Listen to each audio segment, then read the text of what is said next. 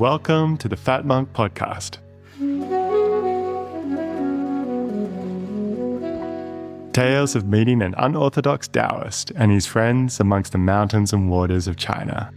Written by Xiaoyao and read by Nick Dent.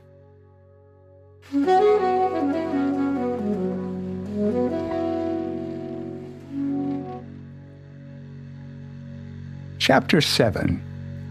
Alchemy, Demonology, and the Abbot. A Zen saying says, 早知灯是火，饭熟几多时. If only we'd known that the lamp was fire, our rice would have been long since cooked. The dawn trek to the Daoist monastery had been beautiful. Morning sun sparkled on frosted branches, the fresh snow undisturbed but for the tracks of a few small animals. Several times the path disappeared, hidden under a blanket of white. Coming around a large boulder, two startled birds flew off, leaving a branch vibrating in the otherwise still forest. Snow fluttered softly down, settling on the thin rim of ice that had formed on the goldfish pool by the gate. The banging from the heavy gargoyle knocker was loud, but needed repeating, and still several minutes passed before the bolt on the gate rattled. The large wooden door opened a crack, then shuddered to a stop. There was mumbling on the other side and several kicks before the gate opened enough to get through. The gatekeeper seemed grumpy and barely bothered to look up before he shuffled forward to push the gate shut again. He silently gestured into the courtyard by way of greeting and turned away. The large three-legged qíng was emitting only the barest threads of incense smoke. The library was still closed, so I followed the narrow corridors between the buildings, past the kitchen, and up behind the guan that led to a practice area higher on the mountain. Here on the path, the snow had been trodden down, and a few patches reached by the morning sun had already begun to melt. The Daoist was standing on the flat space overlooking the lake. He was facing outward, legs apart, knees slightly bent, hands clasped in front of him. The area around him was clear of snow, but did not look as if it had been swept. A crescent moon, translucent in the early morning light, hung over the purple mountains on the far side of the lake. Still warm from my walk and waiting for him to finish, I stretched for a few moments, then stood in the same posture. Several minutes later, he circled his arms slowly around and down, then stood straight and turned. "Ah, there you are," he said. "Standing in the morning is a great way to gather qi." He looked at my posture. "You know, there's a better way to hold your hands if you want to try it. Instead of just crossed in front of you, which is fine, by the way, you can try this shōjue, a hand posture called son and mother." He showed me how to place the right thumb in between the base and first crease of the ring finger of the right hand. Then place the left thumb into the circle made by the right thumb. The right hand then wraps around your left thumb, and the left hand wraps around the right hand, he said. That makes a Taiji symbol, see? He observed and made corrections. Toes slightly gripped the ground, he said. That lifts, Yongchen, the point on your sole, up a bit. He pushed my chin in and touched the mastoid process on each side behind my ears. These are the jade pillars. They need to be erect. That will extend the spine. Meanwhile, gently contract the anus. That helps to tuck your tailbone in. After 10 minutes, I was feeling distinctly uncomfortable. The area below my umbilicus felt distended, and I just couldn't stay still any longer. I straightened up and complained. He grinned. Your qi is gathering, but it is blocked in the lower abdomen. Try some cloud hands. After 2 short sections, the distended feeling had dissipated. So what was that all about? I asked. That hand posture gathers qi rapidly. Too rapidly for you with poor qi circulation. And you are probably all tense learning a new posture. It's easy to have qi accumulate and block up in the abdomen or in the chest. He leaned over and with a certain childlike delight scooped up a handful of snow, packed it into a snowball, and threw it high up and out over the edge of the slope and the roofs of the guan. He paused to watch the arc of its flight, then turned back to me, smiling. That tendency for qi to become blocked is why my teacher always recommended a general relaxation of the body and the mind, rather than to focus too intently on specific points. He said that women in particular have to be careful of focusing their attention on the abdomen. What are you talking about? I said. All the books say to concentrate on the lower dantian. I haven't read that it's harmful for women. How could it be? Learning Taiji Chuan or any martial art, teachers always say to focus on the abdomen. Ah, the books, he chuckled, brushing the snow from his hands. Well, focusing on the lower abdomen is fine when you are practicing martial arts, because your body movement will disperse any adverse accumulations of qi. He rubbed his abdomen. It's mainly in sitting meditation that women have to be careful. There's just so much more that can go wrong for women in that area. So while men can focus on the abdomen for a certain period in the beginning stages of meditation, women should avoid it and instead focus on the area shanzhong, between the breasts. But in any case, these are only temporary measures used at certain times under the direction of your teacher. He looked around. Anyway, you can ask Shijie about that sometime. Let's go grab some breakfast. We made our way down the hill back to the guan and headed for the kitchen. There was a line of young monks standing outside the door. What's going on? Cook has locked us out, one said to us. Why? Another monk grinned. Seems he came out to empty a bucket and got hit right in the head with a snowball. He wants the culprit. The fat monk turned to me and whispered, Not a word.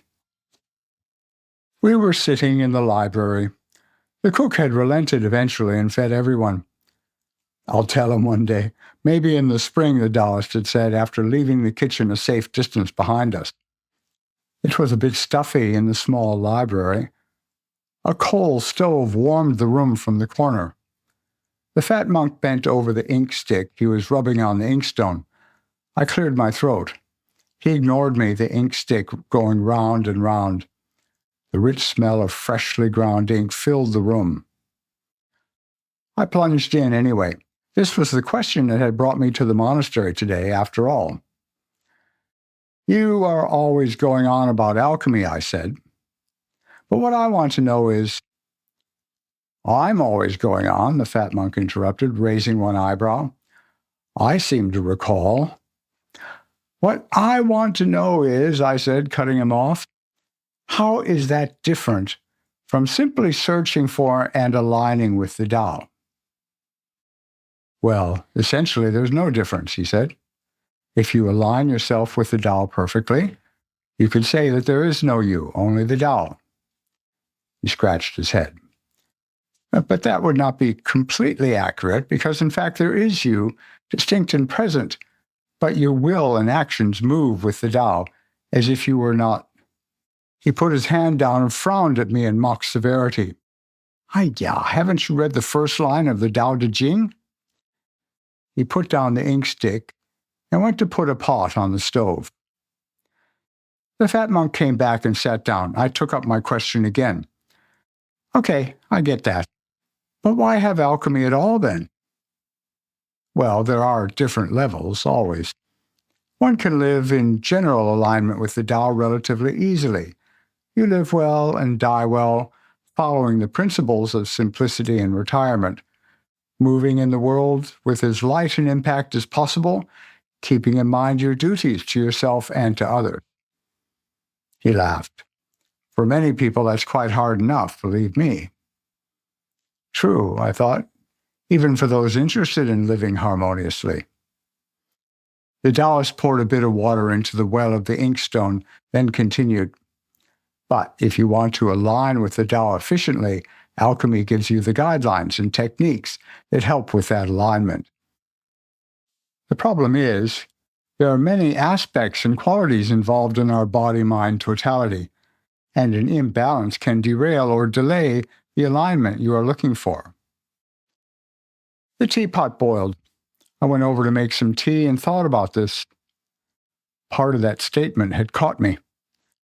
Setting down his cup in front of him, I asked, "What do you mean, many aspects and qualities involved in our body-mind totality?" The fat monk sipped his tea and looked at me. "You have a body, right?" "Yes." "And a mind? You have a mind?" He lifted his eyebrows and stared at me with amusement. "Yes, and no, they are not separate, and yes, they influence each other." He had trapped me on this one before. "You bet they do. And those mutual influences can be quite complex, much of the time subconscious.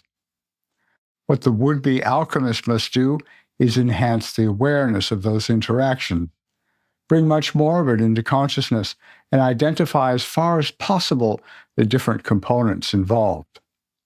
This is how alchemical studies begin. It's what my teacher called the price of admission. What type of components are we talking about? He lifted out a large piece of paper from a shelf and spread it out flat on the counter. "I love the feel of good shén," he said, rubbing a portion between his thumb and forefinger. "It feels almost wet, it's so smooth, compared to my normal practice paper, and it absorbs the ink in such a lovely way. But here you go." He picked up his brush, dipped it in the water well on the inkstone to moisten it, rubbed it on the side, then dipped it into the freshly ground ink. Then he wrote 5 characters in a circle on the paper, saying, "The 5 basic elements are shén, jīng, xìng, qíng, and qi. Spirit, vitality, essence, feeling, or you could say sense, and qi.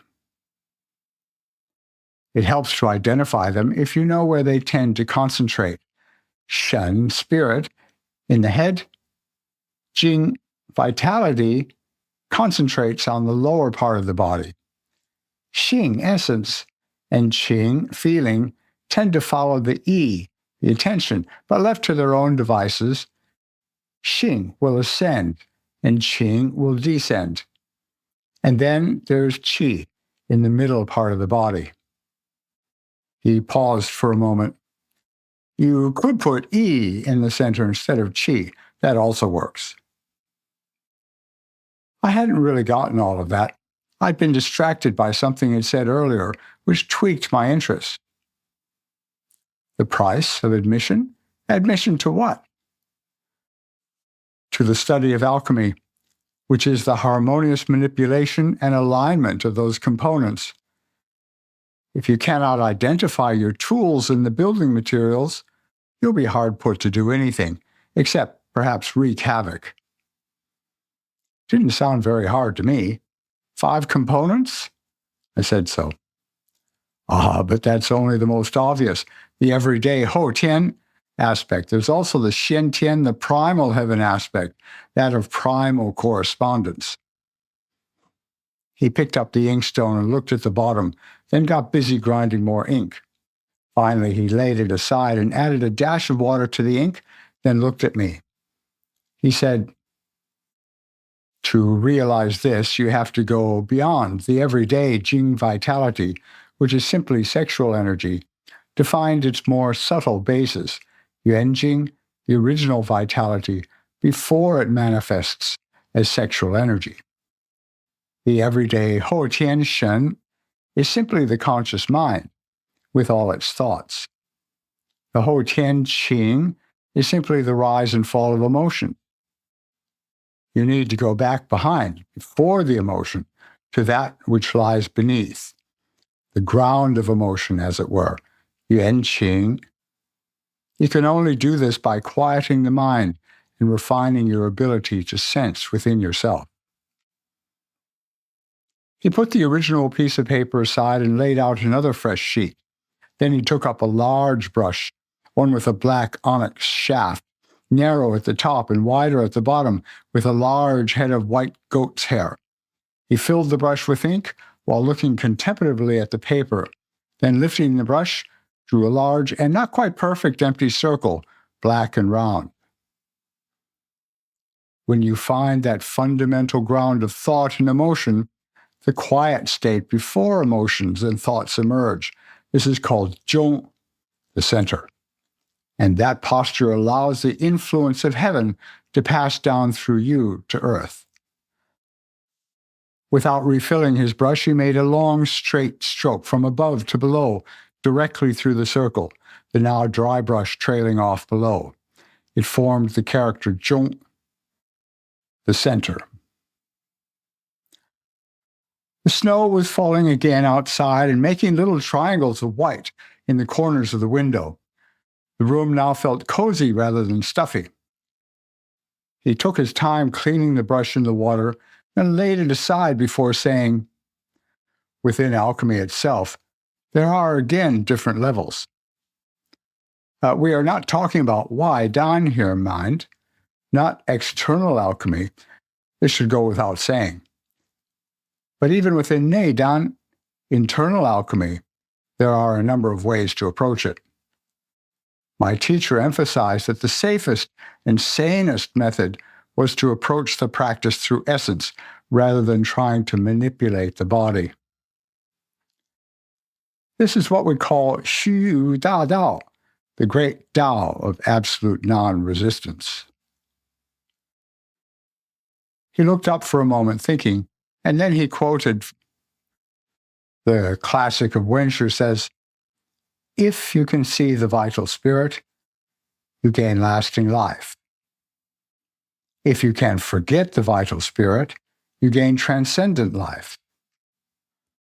Forgetting the vital spirit means emptiness climaxes, quietude is attained, and vitality naturally transmutes into energy, energy naturally transmutes into spirit, and spirit naturally returns to emptiness. This is the study of the great way of absolute non-resistance." I was a bit confused. Many of the books I had seen about Chinese alchemy in English emphasized a complicated system of forced circulations and gatherings, techniques of concentrating on specific points, or sexual gymnastics. He laughed. "We have plenty of that in China too, never fear. But my teacher suggested that I concentrate my reading on pre-20th century authors, especially those of the Northern School. There, the warnings of such exemplars as Li Daochun, Liu Yiming, and Zhang Sanfeng are very well represented, so people at least have the information available that there is another way." He picked up a smaller brush and wrote 2 characters on either side of a piece of paper. Xìng, essence, on the left, and Ming, life, on the right. He said, "Let's put it like this. We have talked about Xingming Shuangshu, the mutual cultivation of essence and life, many times. There needs to be a balance between the two. But when you start from essence, everything happens naturally in its own time. It is simple, safe, and easy to do. When you start working from the life side, you need the close personal attention of a teacher to monitor you constantly, as it is so easy to go wrong and cause yourself problems, both physical and mental." He stood up, stretched, and looked around before continuing. "The way of essence, though, is not superficially exciting and mysterious. No magical techniques to hint at or hold back. Nothing to adorn oneself with or prop up your ego. And so, naturally, not a lot of people are interested." There was a knock. "It's open," he called, but there was no response. Annoyed, he stood up and went to the door to look outside. I followed him to check how deep the snow had become, and was standing behind him when he opened the door. There was no one there. He glanced down and said, "Hey, here's a footprint," and bent over to look. Just as he did so, a barrage of snowballs came through the door, hitting me full in the face and chest. He stood up, pushed me back into the room, and slammed the door, leaning against it with his shoulder, laughing. "Guess Cook figured it out," he said. "You okay?" I brushed snow from my eyebrows and off my clothes. Snow had gone down my neck and was busily melting its way into my underclothes. My blood boiled for revenge. Steam from ice water rose from my head. I took a step forward. The Daoist put his hand on my chest. "Hold on. Where are you going?" I told him. "Revenge," he said, "is for the emotionally immature, like Cook. We are bigger than that." He brushed off my shoulders, then patted my upper arms as if fluffing up a pillow. "Aren't we?" he ended. "No way! I'm going to pulverize them." "That's the spirit. Let's go." After an exhausting search throughout the grounds of the Guan, snowballs in hand, all we had turned up was the gatekeeper, startled when we jerked open the door to the dunny. We trudged back to the library, vigilant but certain Cook and his accomplices had gone to ground. We put on a kettle for more tea and sat down. "Anticipation sweetens the final stroke," the fat monk said. "We'll let him stew." When I refused to encourage any more puns, he gave up and said, "Right, where were we?" I said we had been talking about approaching the cultivation of essence in life, primarily from the side of essence, and he nodded. "That's right. And those who reach a certain level with this are called zhenren, true people." Zhuangzi was the first person to use that phrase, and you know how precise he was in his use of words. But it's interesting, isn't it? If someone who is indissolubly linked with the Tao is a true person, what does that make the rest of us? Well, false people, of course. He stood up and poured the tea. From one point of view, ordinary people like us are just walking corpses, diseased and plagued with demons. I was surprised and said so. You mean you believe that stuff?" "What stuff?" "Demon, exorcism, the spooky stuff." Light glinted from his gold tooth. "I keep forgetting you don't live here," he said. "Maybe it's different where you come from. It must be from that sneer in your voice. Everything is neat and explained. Nothing mysterious ever happens, and you can't imagine that it ever would or could." He swirled his tea around in his cup. "Well, life isn't that tidy, even if you train yourself to ignore what happens around you. Take demons now." "Yes?" I leaned forward. He laughed. "One part of you sneers, the other part of you can't wait to hear about the spooky stuff. Demons are real, although not the type of real you can catch and put in a jar." He gestured at his head. "You can be possessed by harmful patterns of thinking and acting, for example. They can destroy your ability to live a simple, happy life. We all know people like that." He stood up, drained his cup, and set it on the counter. Then he said, "But for those aiming to refine themselves and align with the Tao, to whatever degree, this demon problem becomes crucial." "What do you mean, crucial?" "Well, for one thing, we have to become more subtle. We are aiming for more than just an average happy life. We can't hope to align with the Tao and carry all of our usual baggage with us. We have to divest ourselves of those negative tendencies that keep us going around in circles." He threw up his hands in exasperation. "You know this. Everybody does. Greed, hatred, pride, they're clearly demons that need exorcising. But you also need to see that some things people think are good, are in fact demons possessing us even more effectively. Addiction to the peace of meditation. Greed for enlightenment. Compassion It's really just an indulgence in sentimentality, making an idol of your teacher, becoming proud of your spiritual experiences. All of these are the demons that can possess whole groups of spiritual seekers. I was silent. Many things seen in the West had just fallen into place. He filled our teacups, took a sip, then continued. Greed is a key factor here. People think that since it is greed for something spiritual, it's okay. But it's still greed. If you go after enlightenment to enhance your self-esteem, well, you get what you aim for. But there's worse news. He paused to spit out a tea leaf. What? Remember that the aim of many of our Daoist techniques is to reduce the fixation on ourselves, on ourself, and open us to greater communication with life around us. Yes, so what? Well, the problem is that sense of self also acts as a protective barrier to influences that could be harmful to us. Surely you know people who have gone a bit nuts, even if only temporarily after meditating. I nodded.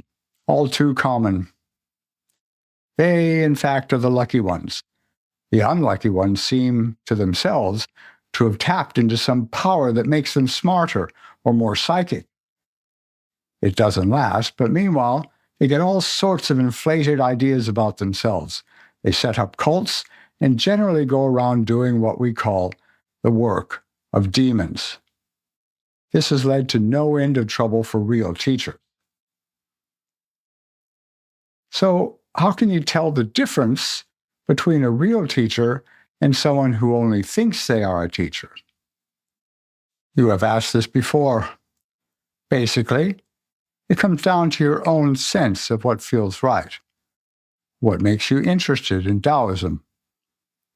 If you have thought about your own motivations, and you are pretty sure you are not in it for the glory, here he paused and smiled, then your own sense of sincerity will be enough. I thought for a bit. He moved over to the counter and began to unpack some boxes. So, I asked after a while, you said that it doesn't last, these psychic abilities and sense of power. Yes, because they are linked to those parts of you that are unreal and transitory. The danger is that those parts can use this energy while it lasts to fulfill personal desires and objectives, and this becomes a great danger all around. And this is why there is such secrecy around these teachings. Say, think you could help me with these books? I stood up and moved a stack of books from the counter to a shelf in the back, meanwhile commenting that one could find almost anything on the web or in books these days. That is why I'm being particularly open with you now. People need to know the whole story, not just be attracted by the secret. They need to be able to recognize from within themselves when a path or teacher is helpful and when harmful. And this comes down to, first, having the information, and second, remembering and using it. Having finished the unpacking, we sat in silence for a while. The snow fell still outside the window. Then I remembered something. You said the sense of self acts as a protective barrier, but you also said Daoist techniques reduce the fixation on ourselves and open us to greater communication with life around us. Isn't that a contradiction? When you were a little child, I'll bet your mother told you to never, ever cross the road by yourself. I was shocked by the change in direction. Yes, but what is that? That was then. But you grew up. Things change. You learn how to cross the road safely. Similarly, we are taught how to handle those subtle entities that can affect us, taking advantage of lowered shields, so to speak, as we reduce the hardness of the shell of our self-concept. Here is my chance to learn the art of fighting demons. Okay, so how do you handle those entities? How do you fight demons? A passing cloud darkened the window behind him briefly. Then the sun shone through, falling in a patch on the dusty wooden floor. You refuse to invest it with energy, he said. These things only have the energy that you yourself give them. The Chan people have investigated this in great detail. They say that fear of demons is itself possession. Likewise, if you are emotionally attached to attaining Buddhahood, that too is actually a demonic state. But, on the other hand, if you are unconcerned about demonic states, this is the Fojie, the Buddha realm. He laughed. I love the way they put things sometimes. It gets right to the point. He turned to me and frowned. Don't forget, this is only a way of speaking. Demons are not real in the way popular culture likes to portray them. It's more the effects that count. He went silent, and a thoughtful look came over his face. But it is a useful example of something that's crucial in studying alchemy, the very careful use of terminology, just like in Zhuangzi. And in this case, demon is a technical term for a state or idea that possesses you. The popular use of the word is very sensationalist, however. A demon is some sort of monster that's coming to get you. So what? So you need to be aware of when a term is being used technically if you want to understand alchemical texts. He shook his head. So many readers, scholars even, mistake a technical term in this literature for the popular usage and then assume the author was a superstitious primitive. And all because they don't know that words can have special uses. Like what? The Chan people again have taken this to a fine art, he said. A word is a sign, but it can refer to many different things. They use a familiar word to point to something unfamiliar, to help you reach toward it. If you invest some energy and attention into contemplating the word or phrase, it will indeed often guide you from within. Can you give me an example? Sure. The fat monk thought for a moment. How about a simple one like breath?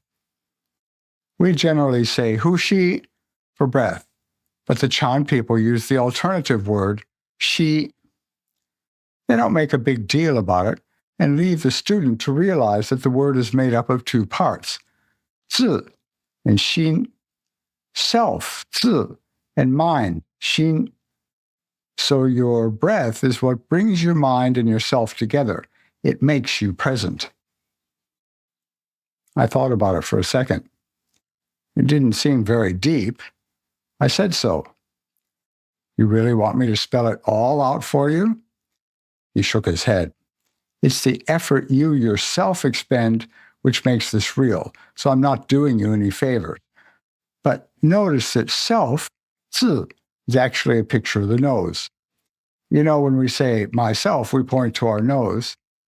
This perfectly captures the Chan posture of meditation, eyes gently focused on the nose, aware of breathing, aware of mind, and thus aware of self. I found myself a bit cross-eyed. He continued, the word she has also taken on a number of other meanings, all of which are intended here, and all of which students gradually discover and relate to the greater reality by themselves. It means to rest, to pause, to grow, to profit. He stood up, stretched, and finished by saying, so each little realization is a minor enlightenment, and each one gives you a little packet of energy that takes you one step further along. I've just ruined that for you in regards to this word at least. But there are other words. He went to the window and stood there silently for a moment, then opened the door a crack before sticking his head out cautiously and looking around. Then he turned to me and said, grab your coat. I told the abbot I'd bring you over so he could check you out." "What? The abbot? Why does he want to see me?" "He doesn't, really. But I said that you didn't seem to be going away, and perhaps something more can be done with you." The abbot's room were in the rear hall on the top floor at the end of a long balcony corridor. Before we knocked, we turned towards the railing. The view was calming. It looked out over the whole Guan complex, down the hill and out over the lake to the mountains on the other side. When we turned around, the abbot was standing in the doorway. He was small and wizened, but had healthy red cheeks and intensely bright eyes. He looked me up and down, then smiled. "So you're the one Fatty's been telling us about. Come in, come in." "Fatty?" I looked at the fat monk. His face was stoic. We entered the room and bowed in respect. The abbot waved his hand. "Don't worry about that. Make yourselves at home." He sat on a cushion at the bench, next to a window at the back of the room. The window looked out at the hillside behind the Guan, where some terraced fields had been dug out. The stubbled furrows were now coated in snow. He sat with his eyes closed, a slight smile on his face. I looked at my friend and saw that he, too, had sat and closed his eyes. I found a chair and sank into it, eyes downcast. 4 or 5 minutes went by, when suddenly the fat monk and the abbot opened their eyes simultaneously. The abbot gestured in my direction and said to the fat monk, "Not much innate talent." Then turning to me, he said, "Do you know how to look at flowers?" "Yes," I said, puzzled. Of course I knew how to look at flowers. Who didn't? Maybe it was all a pose and the old man was actually senile. "We think you don't." The fat monk seemed to be having a hard time suppressing a smile.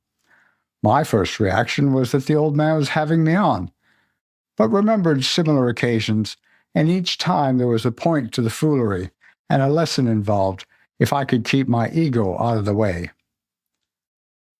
"Daozhang, please teach me how to look at flowers," I said sincerely. Maybe you're not so bad after all," he replied, flashing a look at the fat monk. Then he turned back to me and said, "Most people, when they look at flowers or anything, extend their spirit outward from their eyes." He brought a long, bony finger to his eye, then pointed outward. "What you should do instead is bring the vitality, energy, and spirit of that flower right into your heart." He brought his finger back to his eye, then down to his heart. Then he extended his arm and pointed all around. Trees, mountains, rivers, heaven and earth. Whatever you look at, use your eyes to draw in their spirit, as if you were inhaling. Don't make your own spirit run outward. This is a sure way to drain yourself. He said to the fat monk, "Tell him the dangers involved in this technique." The fat monk went red. I was puzzled, then fascinated. Obviously, there was some history here. But the fat monk began to speak before I could speculate further.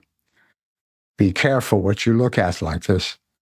Remember, you are drawing the qualities of these things into your heart and mind.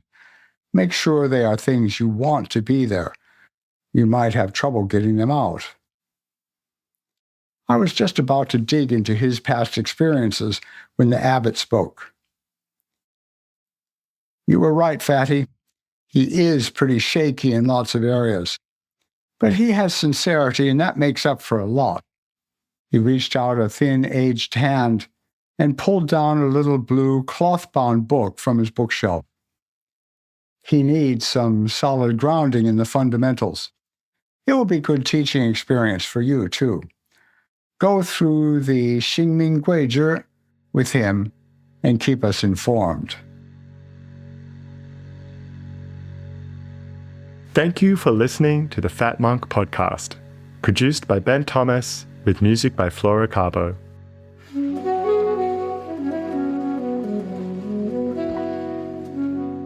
Please like and subscribe, and go to the show notes for links and further content. If you'd like to become a material supporter of the podcast, click on the coffee button at the bottom of the show notes.